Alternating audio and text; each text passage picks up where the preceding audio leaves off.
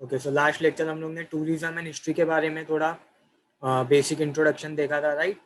तो उसमें हम लोग ने क्या देखा, पहले पास्ट में टूरिज्म, पहले के ज़माने में टूरिज्म कैसा होता था उसके बारे में देखा था। तो उसमें मैंने आपको बताया था कि जो हमारे यहाँ पे गौतम बुद्धा थे, उन्होंने अपने जो भी मॉन्क्स थे, बुद्धिस्ट मॉन्क्स, उनको एक मैसेज दिया था कि हमेशा आपको ट्रैवलिंग करते रहना चाहिए और हमारा जो ये रिलीजन है वो हर जगह पे स्प्रेड होते रहना चाहिए, राइट। तो उन्होंने बहुत जगहों पे इंडिया में ट्रैवल किया था। देन हम लोग ने और एक बात देखी थी कि एक चाइनीज ट्रैवलर थे, चाइना से आए हुए थे ट्रैवलर, जिनका नाम था यॉन शुआंग। 630 कॉमन एरा में आए थे और उन्होंने इंडिया के बारे में अपने डायरीज में, बुक्स में बहुत कुछ चीज़ें लिखी है।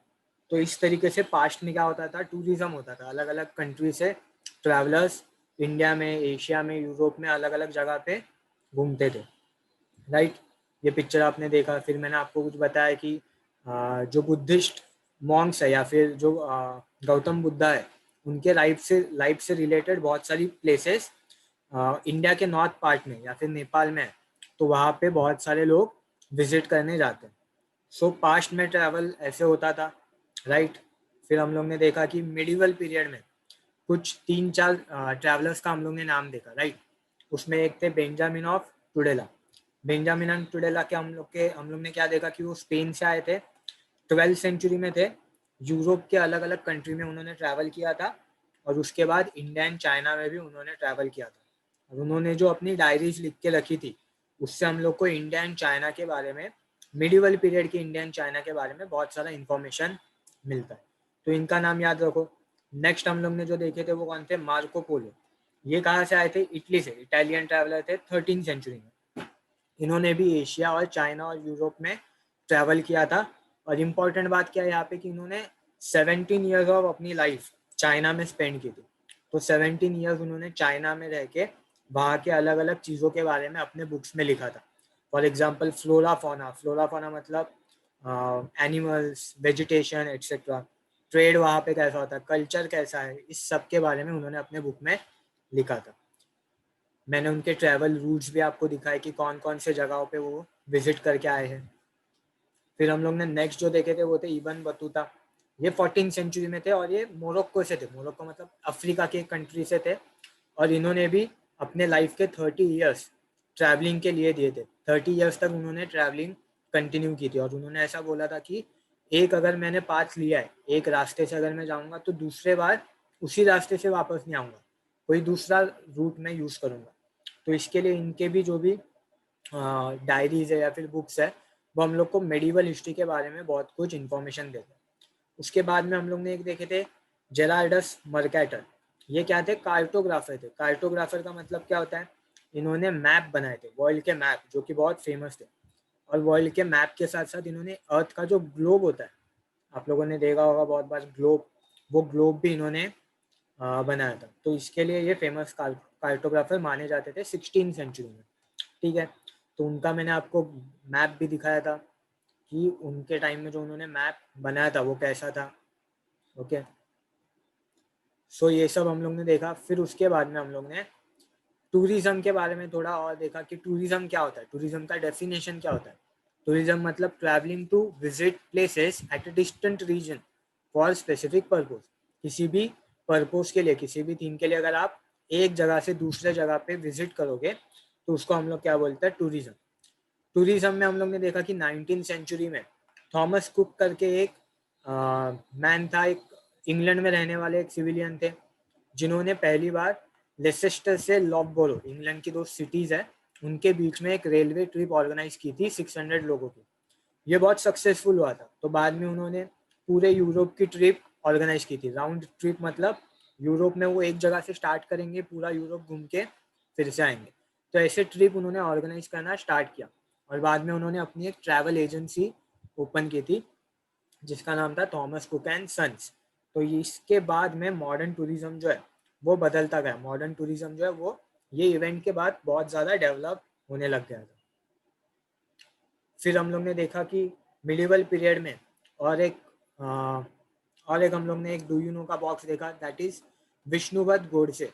विष्णुवत गोडसे जो थे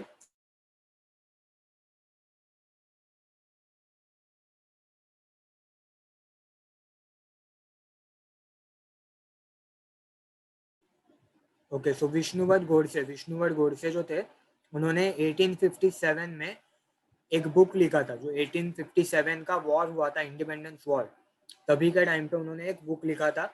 उन्होंने महाराष्ट्र से अयोध्या अपनी जर्नी की थी, और उस जर्नी में उन्होंने अपना जो भी एक्सपीरियंस था वो अपने बुक में लिखा था। स्पेशली उन्होंने जो रानी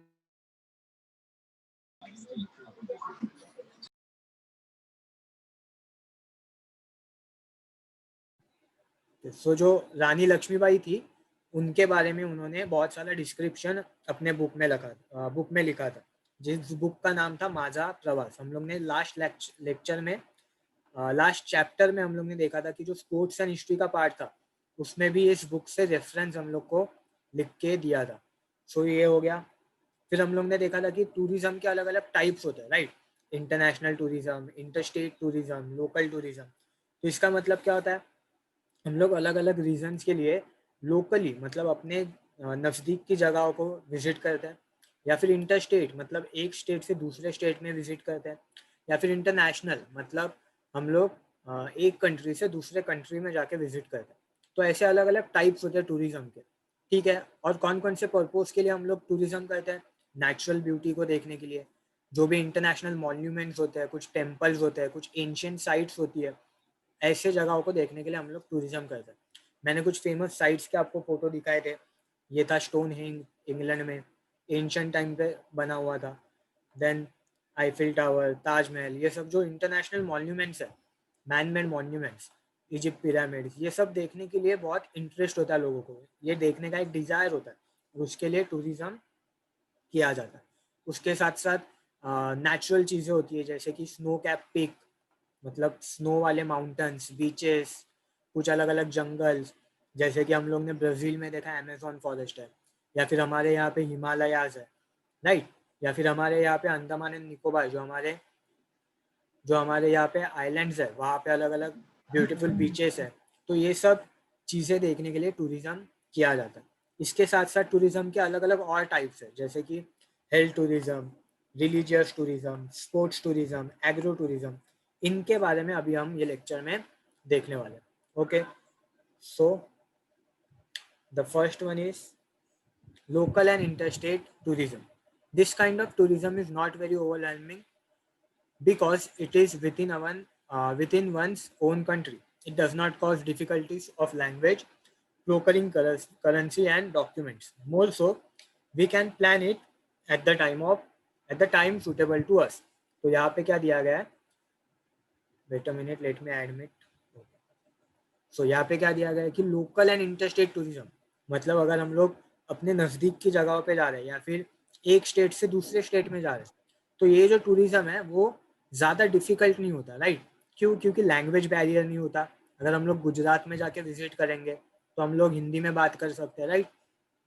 तो अगर हम लोग अपने कंट्री के अंदर अगर टूरिज्म करेंगे, तो हम लोग को लैंग्वेज प्रॉब्लम नहीं आता, करेंसी प्रॉब्लम नहीं आता, डॉक्यूमेंट प्रॉब्लम नहीं आता। करेंसी प्रॉब्लम क्यों नहीं आता? क्योंकि इंडिया में हर जगह पे रुपीस करेंसी चलता है। डॉक्यूमेंट्स हम लोग अपने साथ एक दो डॉक्यूमेंट्स, नॉर्मल डॉक्यूमेंट्स कैरी करके भी जा सकता है, आइडेंटिटी कार्ड। सो इससे हम लोग को ज़्यादा डिफिकल्टीज नहीं होती। फॉर एग्जाम्पल, मैंने कुछ पिक्चर्स यहाँ पे इंक्लूड किया, ये सबको पता होगा, gateway of India, right? तो ये लोकल टूरिज्म में आएगा, हमारे नज़दीक है। ताजमहल इंटर स्टेट टूरिज्म में आएगा, क्योंकि ये दूसरे स्टेट में एग्जिस्ट करता है। देन महाबोधि टेम्पल, ये हम लोग ने सब पढ़ा है थर्ड चैप्टर में, ये भी दूसरे स्टेट में आता है, तो ये भी इंटर स्टेट टूरिज्म का पार्ट हो गया। Now this is golden temple Amritsar, red fort Delhi, ये सब चीज़ें, दिस इज गंगा रिवर, ये सब जो चीज़ें है वो हम लोग के कंट्री के विद इन है। तो इसके लिए हम लोग को ये टूरिज्म में ज़्यादा डिफिकल्टीज नहीं आती। नेक्स्ट टाइप ऑफ टूरिज्म जो है वो इंटरनेशनल टूरिज्म। अभी इंटरनेशनल टूरिज्म मतलब क्या होगा? कंट्री के बाहर। Nowadays, it has become easier to travel because of the easy availability of number of option of railway, marine and air transport. Marine transport has linked the coastal region. तो यहाँ पे क्या दिया गया? जो मरीन ट्रांसपोर्ट अभी के time पे बढ़ गया, मतलब हम लोग जो ओशियन से या फिर वाटर से ट्रैवल करते हैं, उसके वजह से इंटरनेशनल टूरिज्म भी पॉसिबल हो गया। फॉर एग्जांपल, इंडिया से अगर हम लोग को किसी कंट्री में जाना होगा, जैसे कि श्रीलंका हो गया, राइट? तो ये एक आइलैंड कंट्री है, तो वहाँ पे हम लोग शिप से जा सकते हैं। तो मरीन ट्रांसपोर्ट बढ़ने के वजह से इंटरनेशनल ट्रांसपोर्ट भी इंक्रीज हो रहा है। उसके बाद में हम लोग बोल सकते हैं कि जो एयर ट्रांसपोर्ट है वो भी बढ़ गया है, रेलवेज भी बढ़ गए। फॉर एग्जांपल आपके बुक में दिया है ट्रांस यूरोपियन रेलवे रूट। तो ट्रांस यूरोपियन रेलवे रूट क्या है? ये यूरोप का मैप है। यूरोप के मैप में आपको ये जो भी लाइंस दिख रही है रेड कलर की, ग्रीन कलर की, ये सब है ना रेलवे लाइंस है। तो यूरोप में आप देखोगे बहुत अच्छा नेटवर्क है, बहुत ज़्यादा डेंस नेटवर्क है रेलवेज का। इसको बोला जाता है ट्रांस यूरोपियन रेलवे रूट। तो यूरोप, अगर यूरोप से सपोज इटली ये कंट्री है, राइट, तो इटली से अगर मुझे किसी दूसरे कंट्री में जाना है, इंग्लैंड या फिर आयरलैंड जाना है, तो वहाँ पे रेलवे नेटवर्क अवेलेबल है, राइट। तो रेलवे नेटवर्क अवेलेबल होने की वजह से रेलवे से हम लोग एक कंट्री से दूसरे कंट्री में ट्रैवल कर सकते हैं। इसके लिए ट्रांस यूरोपियन रेलवे जो है वो बहुत इंपॉर्टेंट है। सिमिलरली एविएशन, एविएशन का मतलब होता है एयर ट्रैवल। तो ये भी हम लोग के वर्ल्ड में बहुत ज़्यादा बढ़ गया है because of the economic liberalisation policy of the Indian government. The number of people traveling back and forth from India has increased considerably. इसका मतलब क्या कि इंडिया ने जब से लिबरलाइजेशन स्टार्ट किया, लिबरलाइजेशन मतलब जो इकोनॉमी हम लोग ने ओपन किया, हम लोग इंपोर्ट एक्सपोर्ट करने लग गए, अलग अलग कंट्री के साथ हम लोग के रिलेशन है, फ्रेंडशिप है। इसके वजह से अलग अलग कंट्री में इंडिया के लोग क्या करते हैं, ट्रैवल करते हैं। कैसे ट्रैवल करते हैं? एविएशन यूज करके, एयर फैसिलिटी यूज करके। तो air facilities, railway facilities, marine facilities, ये सब चीज़ों के वजह से जो भी हमारा ट्रैवल है, इंटरनेशनल ट्रैवल है, वो अभी बढ़ गया है। They include people traveling for studies, relaxation, sightseeing, and professional assignments, also for shooting films, etc. One needs to procure various official documents for traveling abroad. तो यहाँ पे क्या दिया गया है कि ये जो इंटरनेशनल ट्रैवल है वो कौन कौन सी चीज़ों के लिए हो सकता है। यहाँ पे आपको दिया है स्टडीज, रिलैक्सेशन, साइट सीइंग, अगर कोई साइट को हम लोग को देखना है, या फिर सिर्फ रिलैक्स करने के लिए जाना है, स्टडी के लिए जाना है, कोई वर्क से जाना है, प्रोफेशनल असाइनमेंट है तो जाना है, मीटिंग के लिए जाना है। तो ऐसे अलग अलग चीज़ों के लिए इंटरनेशनल ट्रैवल होता है। इवन शूटिंग के लिए भी लोग इंटरनेशनल ट्रैवल करते हैं। लेकिन इंटरनेशनल ट्रैवल में थोड़ा डिफिकल्टीज बढ़ जाता है क्योंकि आपको अलग अलग ऑफिशियल डॉक्यूमेंट्स लगते हैं, जैसे कि पासपोर्ट हो गया, वीज़ा हो गया, ऐसे अलग अलग डॉक्यूमेंट्स आपको लगता है, अलग अलग परमिशंस आपको लेनी पड़ती है। तो इसके लिए इंटरनेशनल ट्रांसपोर्ट जो है वो थोड़ा डिफिकल्ट है compare to local tourism. The next one is historical tourism. This type of tourism is popular all over the world. Tours of historical places are arranged to satisfy people interested in history. तो यहाँ पे कौन सा type है? Historical tourism. ये क्या होगा कि अलग अलग जगहों पे वर्ल्ड में बहुत सारी हिस्टोरिकल चीज़ें होती है, जैसे कि यहाँ पे मैंने एक पिक्चर इंक्लूड किया है, this is Ajanta caves, right. ये हिस्टोरिकल है, थोड़ी बहुत पहले बिल्ड की गई थी। तो ऐसे हिस्टोरिकल जो भी मॉन्यूमेंट्स होते हैं उनको विजिट करने के लिए लोगों का बहुत ज़्यादा इंटरेस्ट होता है, और उसके लिए हिस्टोरिकल टूरिज्म जो है वो ग्रो होते जा रहा है। ये आप देख सकते हो, this is another site, historical site from India, Hampi. This is Charminar, another historical site. तो ऐसे अलग अलग हिस्टोरिकल साइट्स देखने के लिए लोगों का इंटरेस्ट बढ़ते जाता है। It can be noted in this context that Gopal Neelkanth Dandekar, a renowned Marathi writer, used to arrange hiking tours to forts in Maharashtra to explore the sites closely linked to Chhatrapati Shivaji Maharaj and his achievements. तो यहाँ पे आपको एक personality के बारे में बताया गया है, गोपाल नीलकंठ दांडेकर। तो गोपाल दांडेकर जो थे वो एक राइटर थे, ऑथर थे, अलग अलग बुक्स लिखते थे मराठा एम्पायर के बारे में।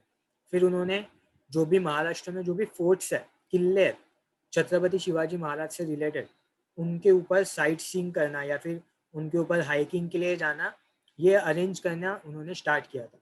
तो उसके लिए बहुत सारे लोगों ने अच्छा रिस्पॉन्ड दिया था कि बहुत सारे लोग उनके हाइकिंग टूर में जाते थे, साइट सीइंग के लिए जाते थे। तो इसके लिए इनका नाम आपके बुक में दिया गया है, Gopal Neelkanth Dandekar.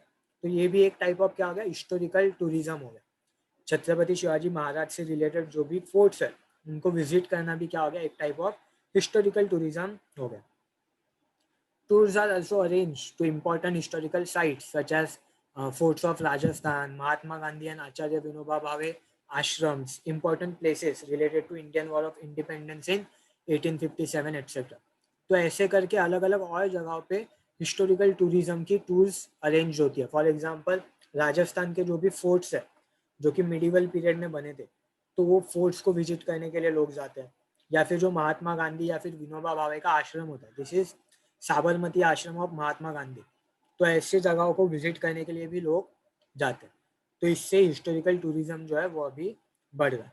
Next type of tourism is geographic tourism. This type of tourism involves visiting places to observe spatial geographic features of a region। तो ये जो टाइप ऑफ टूरिज्म है वो क्यों होता है?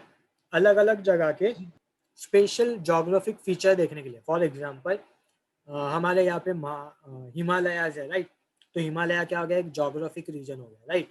अगर हम लोग कहीं और जाएंगे माउंटेन्स देखने या फिर कोई फॉरेस्ट देखने जाएंगे, जैसे कि ब्राज़ील में अमेजोन रेन फॉरेस्ट है, ऐसे नेचुरल जगहों को, जोग्राफिक फीचर्स को अगर देखने को जाएंगे तो उसको हम लोग क्या बोलेंगे? Geographic tourism. It include various natural and animal sanctuaries, places like Valley of Flowers, Uttarakhand, various beaches, unique geographical wonders like the crater lake at Lonar and Ranjan Khalage, naturally carved out cavities in rocks at Nighoj in Maharashtra. Many tourists like to visit these places to satisfy their curiosity. तो geographic tourism में अलग अलग चीज़ें आपको यहाँ पे दी गई है, जैसे कि फॉर एग्जांपल ले लो, नेचुरल एंड एनिमल जो सेंचुरीज होती है वो भी किसका पार्ट हो जाएगी? जोग्राफिक टूरिज्म की पार्ट हो जाएगी। या फिर आपको इकडे लावायची आपण हे श्रेयस माइक ऑफ कर। या फिर आपको यहाँ पे दिया गया है कि उत्तराखंड में हम लोग ने लास्ट नहीं, थर्ड चैप्टर में देखा था इंडिया में अलग अलग हेरिटेज साइट थे, राइट? उसमें हम लोग ने देखा था उत्तराखंड में वैली ऑफ फ्लावर्स था, राइट? तो वो एक नेचुरल ब्यूटी का साइट हो गया। या फिर हम लोग देख सकते हैं कि महाराष्ट्र में ना और अलग अलग कुछ जगह है, जैसे कि कास्ट पठार, हम लोग ने इसको भी देखा था थर्ड चैप्टर में, जो कि वेस्टर्न घाट में आता है। ये भी एक जोग्राफिकल फीचर हो गया। या फिर उसके साथ साथ आपको दिया गया crater lake at Lonar and Ranjan Khalage in Maharashtra. तो ये दोनों चीज़ें क्या है? ये तो वैली ऑफ फ्लावर्स है उत्तराखंड में का। This is crater lake. Crater lake क्या है? जो कॉमेट्स होते हैं या फिर मेटेरॉइड्स बोला जाता है जिनको, टूटा हुआ तारा हम लोग आसमान में देखते हैं, राइट? तो ये क्या होता है? कुछ ऐसे ऑब्जेक्ट्स होते हैं आउट ऑफ स्पेस जो कभी कभी अर्थ के एटमॉस्फेयर में आ जाते हैं और अर्थ के ऊपर कोलाइड हो जाते हैं। तो कोलाइड होने के बाद यहाँ पे एक लेक बनी है जिसको क्रेटर लेक बोला जाता है। तो ये लेक महाराष्ट्र में बहुत फेमस है। Then also this is Ranjan Khalage. ये क्या है? तो रॉक में से ना जब वाटर पेनिट्रेट होके नीचे की तरफ जाता है रॉक में से, तो रॉक है ना बहुत टाइम पे ब्रेक हो जाता है या फिर उसका स्ट्रक्चर अलग अलग टाइप ऑफ स्ट्रक्चर बनने लग जाता है। इरोजन के वजह से अलग अलग टाइप ऑफ स्ट्रक्चर बन जाता है। तो ये एक अलग से स्ट्रक्चर यहाँ पे बना है। ये स्ट्रक्चर भी बहुत फेमस है, एक जोग्राफिकल फीचर है। तो इसको देखने के लिए भी लोग आते हैं। हम लोग ने 9th स्टैंडर्ड में पढ़ा था अलग अलग जोग्राफिकल जो फीचर्स होते हैं, उनमें हम लोग ने देखा था कि अगर स्टोन से वाटर पेनिट्रेट होके नीचे जाएगा तो स्टोन्स में अलग अलग टाइप ऑफ स्ट्रक्चर्स बन सकते हैं। तो ऐसे स्ट्रक्चर्स देखने के लिए लोग अलग अलग जगह से विजिट करते हैं। You would like to know this. People of various religious community are dispersed globally. However, they feel united because of their mythological traditions, and the places associated with those traditions. This creates a desire to travel to those places and give rise to religious tourism. In this context, the construction undertaken by Ahilyabai Holkar, spending from her personal funds, are noteworthy. Ahilyabai wanted to provide good amenities on the pilgrimage routes like Chardham Yatra and 12 Jyotirlingas. तो यहाँ पे क्या दिया गया है कि religious tourism क्या होता है? अलग अलग लोग, अलग अलग रिलीजन के लोग, उनकी कुछ ना कुछ तो ट्रेडिशन होता है, माइथोलॉजी होती है, उससे रिलेटेड उनके यहाँ पे कुछ साइट्स होती है, कुछ टेम्पल्स वगैरह होते हैं, उनको विजिट करना उनको अच्छा लगता है। तो ऐसे में अहिल्याबाई होलकर जो थी, उन्होंने क्या किया था?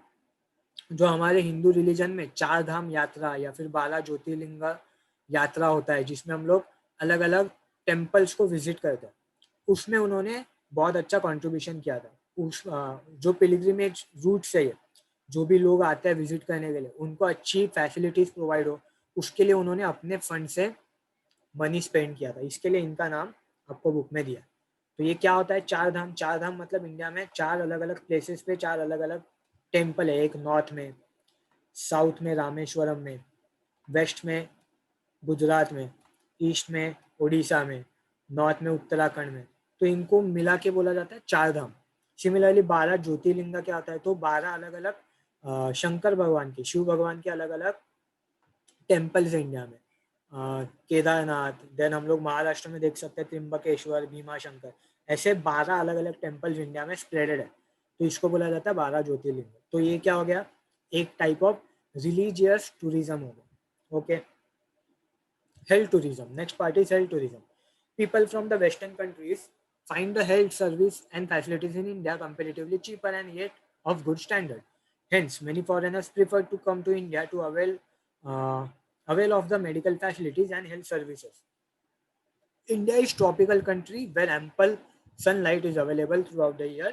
This attract tourism, tourists from the countries with cold climate to India. Availability of facilities of yoga and Ayurveda is one more reason to want to visit India.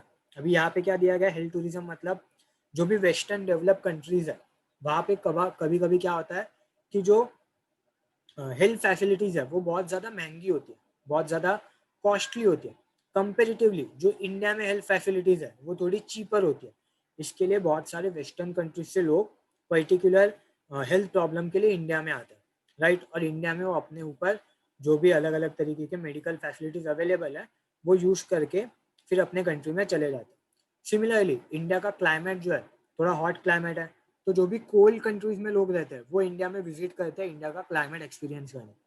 और हम लोग बोल सकते हैं हमारे यहाँ पे आयुर्वेदा है, योगा है, ऐसे थोड़े हट के हम लोग के पास हेल्थ के फैसिलिटीज़ है। तो ऐसी जो योगा की फैसिलिटीज़ या फिर आयुर्वेदा की फैसिलिटीज़ है उसको एक्सपीरियंस करने के लिए भी लोग इंडिया में आते हैं। फॉर एग्जाम्पल अगर आपने एक मूवी है बेबी करके, एक मूवी अक्षय कुमार का आपने देखा होगा, उसमें आपने देखा होगा कि अक्षय कुमार ने एक टेररिस्ट को पकड़ा होता है और फिर उसको इंडिया में कैसे लाया जाता है, ऐसा दिखाया जाता है कि वो जो टेररिस्ट है वो हेल्थ टूरिज्म करने के लिए, मतलब उससे हेल्थ के रिलेटेड कुछ प्रॉब्लम है और वो ऑपरेशन कराने के लिए इंडिया में आ रहा है। तो वो क्या हो गया, एक हेल्थ टूरिज्म का एग्जाम्पल हो गया कि बहुत सारे लोग अलग अलग कंट्रीज से अपने जो हेल्थ के प्रॉब्लम है वो सॉल्व करने के लिए इंडिया में विजिट करते हैं। So this is a type of health tourism. Next is agro-tourism. Agro-tourism, which is also known as agri-tourism, is rapidly developing, especially meant for the urban population, which has very little exposure to the rural and agricultural life. तो यहाँ पे क्या दिया गया है कि agro या फिर एग्री टूरिज्म क्या होता है, जो भी अर्बन पॉपुलेशन होती है, मतलब सिटी साइड रहने वाले जो लोग होते हैं उनको विलेज लाइफ एक्सपीरियंस करने नहीं मिलती। फॉर एग्जाम्पल विलेज के घरों में रहना या फिर एग्रीकल्चर करना, तो ये सब चीज़ें अगर हम लोग को एक्सपीरियंस करनी है तो हम लोग क्या कर सकते हैं, एग्रो टूरिज्म कर सकते हैं। मतलब अलग अलग जगहों पे एग्रो टूरिज्म के सेंटर्स होते हैं। फॉर एग्जांपल आप यहाँ पे देख सकते हो जानकी एग्रो टूरिज्म, तो एक सेंटर है यहाँ पे। अगर आप जाओगे तो आप वहाँ पे रिलैक्स कर सकते हो, उसके साथ साथ जो भी एग्रीकल्चर से रिलेटेड चीज़ है वो कर सकते हो, लाइक एग्रीकल्चर कर सकते हो। विलेज में जैसे घर होते हैं वैसे घरों में रह सकते हो, विलेज में जैसे फूड आपको मिलता है वैसा फूड आप एक्सपीरियंस कर सकते हो। तो इसको क्या बोला जाता है, एग्रो टूरिज्म। तो जो भी अर्बन पॉपुलेशन है अगर उनको रूरल लाइफ, विलेज की लाइफ अगर उनको एक्सपीरियंस करनी है तो उनके लिए एग्रो टूरिज्म एक नया काइंड ऑफ टूरिज्म डेवलप हो रहा है।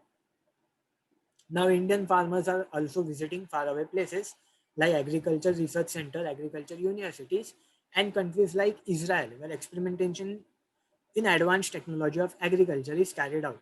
तो आपको क्या बोला गया है कि जो इंडिया के फार्मर्स हैं वो अलग अलग कंट्रीज को विजिट करते हैं। फॉर एग्जांपल कुछ कंट्रीज में एग्रीकल्चर के ऊपर अच्छी रिसर्च होती है, उसका एग्जांपल आपको दिया इसराइल। इसराइल में एग्रीकल्चर के ऊपर बेस्ड बहुत सारी टेक्नोलॉजीज है, तो वहाँ पे हमारे फार्मर्स विजिट करते हैं और वहाँ की टेक्नोलॉजी सीख के फिर इंडिया में उनको इम्प्लीमेंट करने की कोशिश करते हैं। तो ये भी एक क्या हो गया, एग्रीकल्चर टूरिज्म या फिर एग्रो टूरिज्म का एग्जाम्पल होगा। Next type is sports tourism. Sports tourism was developed in the 20th century. There are various sports events organized in international level like Olympics, Wimbledon, World Chess Championship and international cricket tournaments etc. तो sports tourism जो है वो 20th century में बहुत ज़्यादा grow हो गया। क्यों? क्योंकि हम लोग अभी देखते हैं प्रेजेंट टाइम में अलग अलग इंटरनेशनल लेवल के कॉम्पिटिशन होते हैं। ओलंपिक्स के बारे में हम लोग ने पढ़ा है, राइट, स्पोर्ट्स एंड हिस्ट्री में। वर्ल्ड चेस चैंपियनशिप के बारे में पढ़ा है। इंटरनेशनल क्रिकेट टूर्नामेंट्स के बारे में देखा, विंबलडन जो टेनिस का इवेंट होता है, तो ये सब हम लोग ने स्पोर्ट्स एंड हिस्ट्री में देखा था। ये सब जो इवेंट्स होता है वो इवेंट्स के टाइप अलग अलग लोग अलग अलग कंट्रीज में विजिट करते हैं। फॉर एग्जाम्पल अगर लास्ट ईयर का वर्ल्ड कप जो था वो इंग्लैंड में था, तो इंडिया से, पाकिस्तान से, बांग्लादेश से, अलग अलग एशियन कंट्रीज से बहुत सारे लोग इंग्लैंड को विजिट करने गए थे क्योंकि उनके टीम को उन लोग को सपोर्ट करना था। तो ये जो टाइप ऑफ टूरिज्म है उसको क्या बोला जाता है, स्पोर्ट्स टूरिज्म। इवन अलग अलग जो स्पोर्ट्स पर्सन है वो भी क्या करते हैं, एक कंट्री से दूसरे कंट्री में अलग अलग स्पोर्ट्स के इवेंट्स के लिए ट्रैवल करते हैं। तो ये क्या हो गया, एक अलग से टाइप हो गया sports tourism. While there are events like Himalayan Car Rally on national level, events like Maharashtra Kesri Wrestling Competition are organized on state level. Traveling to attend such events come under sports tourism. तो अलग अलग events होते हैं, जैसे कि एक national event है Himalayan car rally, तो वहाँ पे अलग अलग स्टेट से लोग आते हैं और कार रैली करके कंपटीशन होता है, उसके लिए वो देखने के लिए आते हैं। या फिर महाराष्ट्र में, महाराष्ट्र का एक फेमस रेसलिंग कंपटीशन है महाराष्ट्र केसरी, तो वो देखने के लिए अलग अलग लोग अलग अलग रीजन से आते हैं। तो ये भी क्या एक टाइप हो गया, स्पोर्ट्स टूरिज्म का टाइप हो गया। Tourism based on special events. People want to travel and they are often on the lookouts for special reason to do it. In the 21st century, it has become common to organize such events which also help to promote tourism. Film festival, various type of seminars and conference, international book exhibitions, etc. are example of such special events. तो 21st century में recent time में हम लोग देखते हैं कि tourism को promote करने के लिए अलग अलग और स्पेशल इवेंट्स होते रहते हैं, जैसे कि फिल्म फेस्टिवल। अलग अलग जगहों पे फिल्म फेस्टिवल होते हैं, अलग अलग कंट्रीज में फिल्म फेस्टिवल होते हैं जहाँ पे आपको अलग अलग फिल्म्स दिखाई जाती है। फॉर एग्जांपल यहाँ पे मैंने पिक्चर इंक्लूड किया, international film festival of India Goa, तो ये इंडिया का एक फिल्म फेस्टिवल हो गया। तो ऐसे अलग अलग कंट्री में फिल्म के फेस्टिवल होते हैं जहाँ पे बहुत सारे लोग विजिट करते हैं अलग अलग फिल्म देखने। फिल्म मतलब जो कि किसी कंट्री में अगर कोई बहुत अच्छी फिल्म होगी, कोई रीजनल फिल्म होगी, तो ऐसे फिल्म्स को वहाँ पे दिखाया जाता है। या फिर अलग अलग इंटरनेशनल कॉन्फ्रेंस होते हैं, इंटरनेशनल सेमिनार्स होते हैं जहाँ पे अलग अलग चीज़ों के बारे में इंफॉर्मेशन दी जाती है, साइंस हो गया, फिजिक्स हो गया, या फिर इंटरनेशनल कोई बुक का एग्जीबिशन हो गया। तो ऐसे अलग अलग स्पेशल इवेंट्स होते हैं जिनके एग्जाम्पल आपको दिए गए। तो अलग अलग स्पेशल इवेंट्स को विजिट करने के लिए भी अलग अलग कंट्री से लोग आते हैं। फॉर एग्जाम्पल यहाँ पे मैंने पिक्चर इंक्लूड किया है, Kolkata book fair 2020, local focal theme Russia. तो यहाँ पे क्या किया है कि कोलकाता में एक बुक फेयर ऑर्गेनाइज किया है और वहाँ पे एक थीम है, तो अलग अलग कंट्री से लोग आएंगे और वो बुक फेयर में पार्टिसिपेट करेंगे या फिर वो बुक फेयर में अलग अलग बुक्स के बारे में नॉलेज लेंगे। तो इस तरीके से क्या होता है, स्पेशल इवेंट्स अलग अलग जगहों पे ऑर्गेनाइज होते रहते हैं और इसको हम लोग बोलते हैं tourism based on special events. People keep visiting several places to attend such special events. Many literature enthusiasts in Maharashtra travel every year to attend Akhil Bharatiya Marathi Sahitya Sammelan, Pan India Marathi Literary Convention। तो यहाँ पे क्या दिया गया आपको, अखिल भारतीय मराठी साहित्य सम्मेलन के बारे में दिया गया।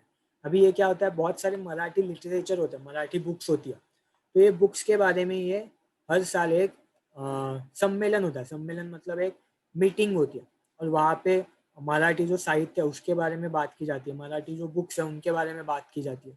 तो ऐसे स्पेशल इवेंट्स को विजिट करने के लिए जिनको भी बुक में या लिटरेचर में इंटरेस्ट है वैसे लोग यहाँ पे ट्रैवल करके, यहाँ पे विजिट करने के लिए आते हैं। तो ये क्या हो गया, tourism based on a special event.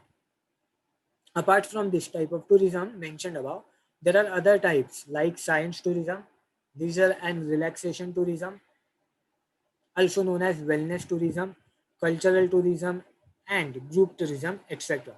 तो ऐसे है ना अलग अलग और टाइप ऑफ टूरिज्म है जो बुक में नहीं दिए गए। फॉर एग्जांपल साइंस टूरिज्म, हम लोग ने देखा होगा कि मुंबई में भी साइंस सेंटर्स वगैरह है, वहाँ पे विजिट करने के लिए अलग अलग जगह से लोग आते हैं।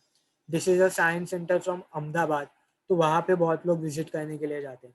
या फिर अलग टाइप एक होता है कल्चरल टूरिज्म, जो मैंने आपको बताया था कि कोई टेम्पल है जो किसी कल्चर से रिलेटेड है, या फिर अगर कोई फेस्टिवल है किसी कल्चर का, किसी ट्रेडिशन का अगर कोई फेस्टिवल है तो उसको विजिट करने के लिए लोग आते हैं।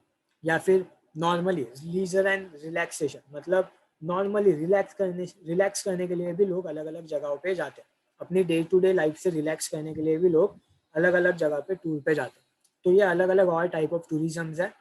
इसमें से जो आपको बुक में दिया है उसके बारे में आप अच्छे से पढ़ना, ठीक है। So this was about type of tourism.